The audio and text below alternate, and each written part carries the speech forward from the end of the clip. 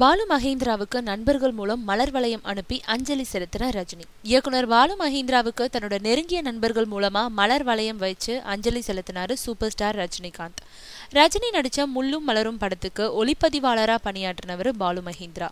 பின்னாடி ரஜினியை வச்சு உன் கண்ணில் நீர் வழிந்தாள்ன்ற படத்தை இயக்குனாரு.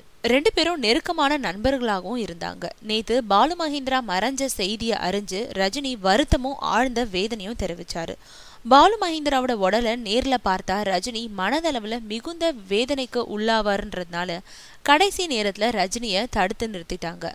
ஆனாலும் தன்னோட நெருங்கிய நண்பர்கள் இயக்குனர் நட்ராஜ், ரஜினி மன்ற பொறுப்பாளர் சுதாகர் ஆகியோர் மூலம் மலர் வளையம் அனுப்பி ரஜினி சார்பில் பாலு மகேந்திராவுக்கு அஞ்சலி செலுத்தப்பட்டது. தன்னோட நெருங்கிய நண்பர் இயக்குனர் மணிவண்ணன் மரணத்தின் போதும் ரஜினி நேர்ல வரல. ஆனா அவர் சார்பில் அஞ்சலி செலுத்தப்பட்டது குறிப்பிடத்தக்கது.